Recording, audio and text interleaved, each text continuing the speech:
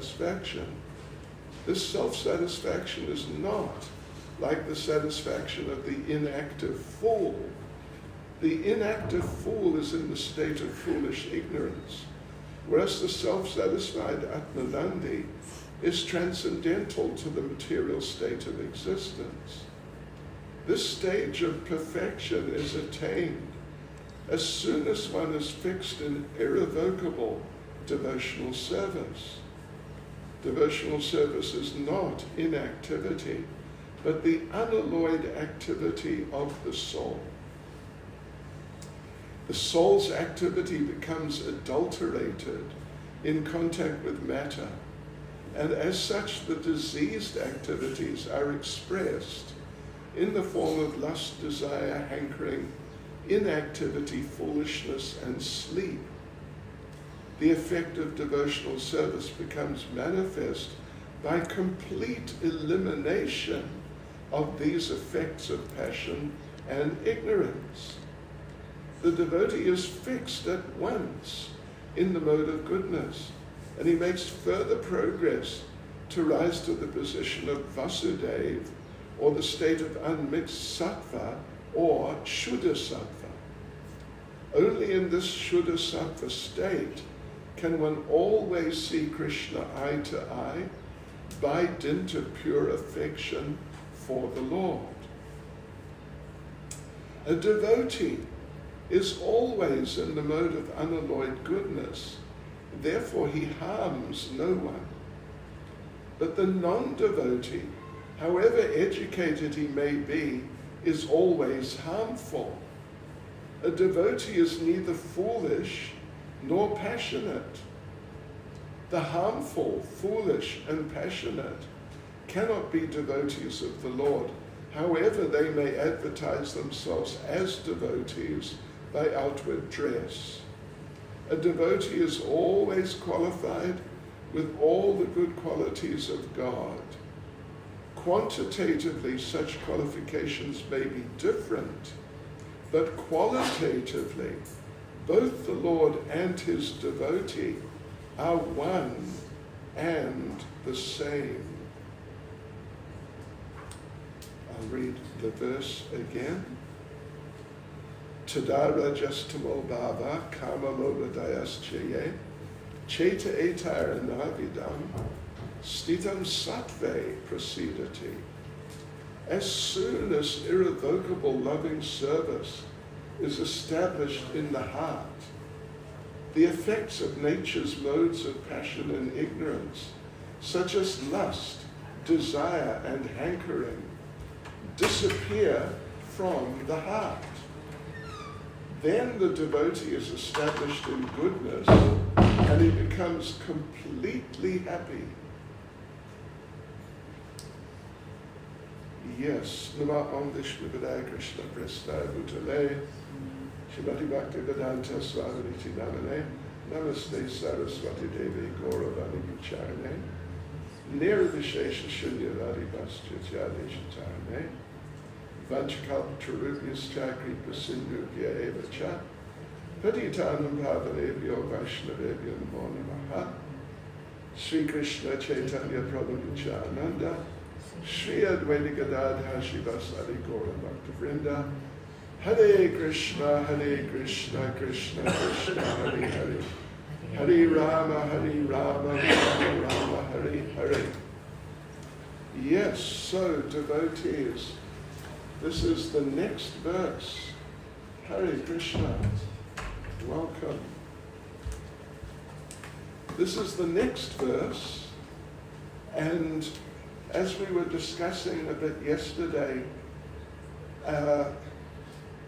that the devotee who's engaged, particularly in two activities, hearing and chanting about Krishna, or even more specifically, the way Prabhupada translates the verses, regularly hearing classes on the Bhagavatam, and then serving the devotees, particularly they're very elevated devotees. So the devotee who's engaged like that, then step by step comes to the level or the state which is described in this verse. That the effects of the modes of passion and ignorance, which I think we know about, lust, desire, hankering, anger, pride, enviousness, these are all these qualities or inebrities of passion and ignorance. So, as soon as the devotee is fully engaged, if you remember that was the point, a point yesterday, irrevocable devotional service becomes established, and freedom from the lower qualities is almost completely achieved. So like that, if the devotee, or as the devotee, continues to render devotional service, particularly in those two forms, hearing and chanting, and serving the devotees, pure devotees, then whatever are the remnants of those lower qualities, then step by step they become cleansed away. And when they really become cleansed away very nicely, then the devotee is established in goodness, and the devotee becomes completely happy.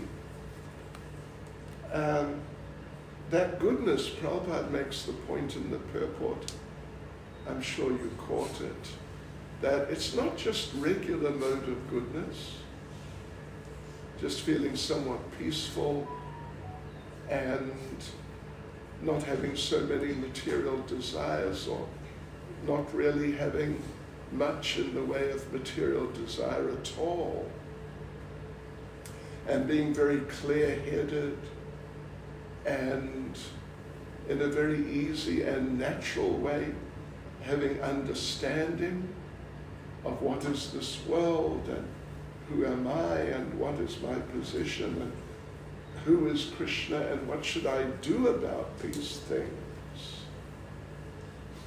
So the devotee then becomes situated not in just that sort of regular, normal, material state of goodness, but the devotee becomes established in Shuddha Sattva. It's a higher level of goodness. In fact, it's a transcendental level of goodness. And in that state, of course, being in regular material goodness is, it's nice, particularly compared to passion and ignorance. It's very nice.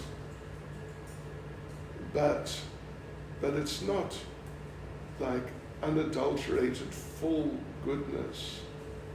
And there's regular sort of infiltration of the lower qualities. And even in so many cases, eventually, even though they've been in goodness, but there's this infiltration, the lower modes are sort of attacking, something like that, then in so many cases, after some time, the devotee sort of goes down. In fact, Srila Baladev Vidyabhushan gives an interesting description in his Bhagavad Gita commentary that a person, just a person, not necessarily a devotee, a person comes to the level of goodness, basically material goodness, and it's, relatively speaking, it's much nicer than being in passion or just sort of dull in ignorance. So that the person appreciates, this is good, it's very good, and I should stay like this and avoid being dragged down by material desire or just the lower very low nature of ignorance, anger, and enviousness, and so on. So not the devotee, the person in goodness is thinking like that. But the problem is that those lower modes are just regularly trying to intrude into the person's position in material goodness.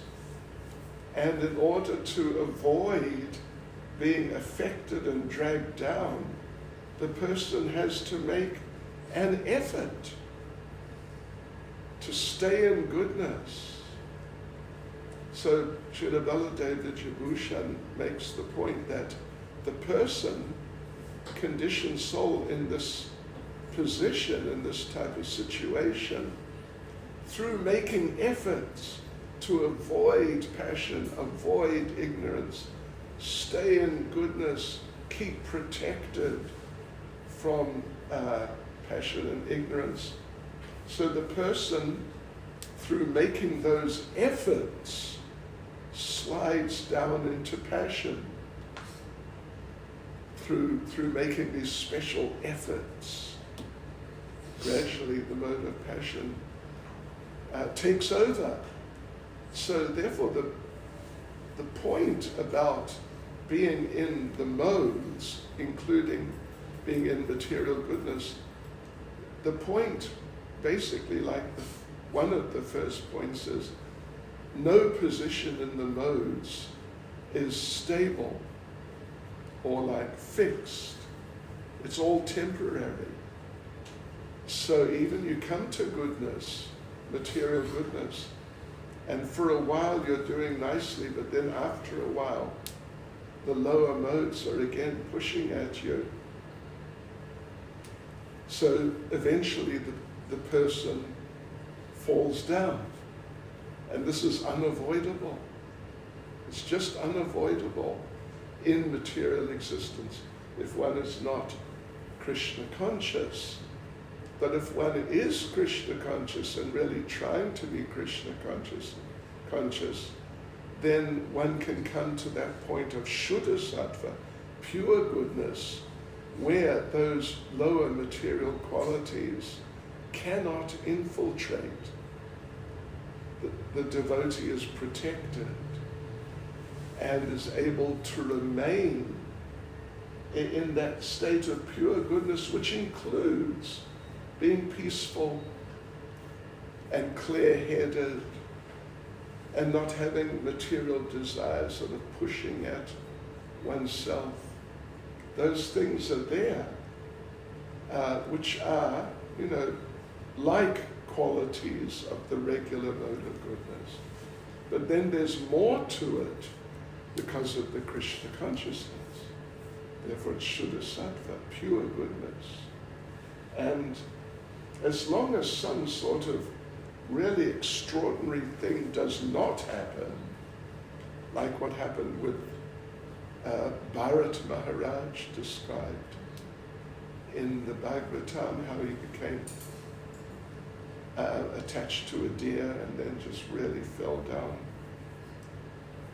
He was, in an interesting situation, but in a certain sense, he was somewhat in a material state of goodness. So when he saw the baby deer, he thought, oh, I must protect and help this little innocent, little defenseless creature, which is something to do with material goodness. But then, of course, I think we all know the story, and he just became overwhelmed by attachment to the deer. So anyway, in this way, the devotee becomes Brahmabhuta, like self-realized, fully satisfied spiritually, in spiritual bliss. Brahmabhuta, and that is described in Bhagavatam 4th Canto, chapter 30, verse 20, or it's also just another name for it, is Atmananda. Atma Ananda, the state of self-satisfaction, satisfaction in the actual spiritual self. And then one becomes very peaceful, completely happy, free from the lower states, and established, just fixed in pure goodness. And that type of goodness, Prabhupada makes the point here, it's not like the satisfaction of the inactive fool. You know, some people who don't understand the modes properly, but have some sort of vague idea, they sometimes mistake people who are in ignorance for people who are in goodness. Because someone in ignorance is, in a certain sense, peaceful, just inactive, and it may seem to resemble the peacefulness of goodness, but it's just, you know, laziness, sleep, and that sort of state. I remember, you know, I mean, it's just an unfortunate thing, but I remember clearly when I first went to South Africa, we had our country ashram. It was quite pleasant. And one time, a family brought their, like, quite severely retarded, like mentally retarded son, who was somewhere in his 20s, brought him to the temple because they wanted him to stay in the temple, because it was just too much for them looking after him. And they told us, you know, he'll make a wonderful Swami, because all he does all day, he just sits there. That's all he does. He doesn't do anything. So, you know, I don't think they really thought like that, but in a certain sense you could understand how some people maybe might make that sort of mistake about someone who's really deeply in the mode of ignorance. Yes. So anyway, the stage, what we're talking about, a perfectional stage, or, you know, beginning to become really situated in a perfectional stage. And Prabhupada says the stage of perfection is attained as soon as one is fixed in irrevocable devotional service. Devotional service is not inactivity, but the unalloyed activity of the soul. You know, in Bhagavad Gita, Arjuna, or Krishna convinces Arjuna to fight. And Arjuna fights. And he fights very powerfully indeed. And so some people think, take a guess. Can one of you try it? Take a guess. What mistake do people make about that state of Arjuna who's vigorously fighting and killing people? Violence? Violence. Well, even on a more basic level, they make the mistake of thinking he's in the mode of passion. He's busily running around on the battlefield and fighting with people and killing people. And it may look like, well, I mean, to some people it would definitely look like mode of passion. Yeah, trying to defeat people and all that. But actually he was in